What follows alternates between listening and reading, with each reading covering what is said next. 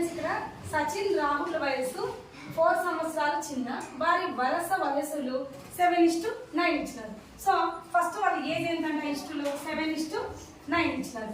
Years 7x 9x అనుకున్నాం.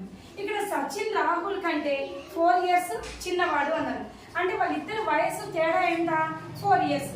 కాబట్టి 9x minus 7x is equal to 4.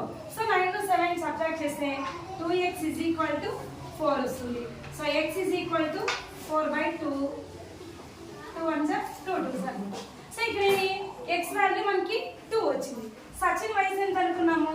7x అనుకున్నాం. So కనుక్కోవాల్సింది మనం సచిన్ వయసు కాబట్టి, సో సచిన్ వయసు ఎంత? 7 into x. సో 7x అంటే 7x వాల్యూ ఎంత వచ్చింది? 2 వచ్చింది. 7 2 14 సంవత్సరాలు. సో సచిన్ వయసు ఎంత?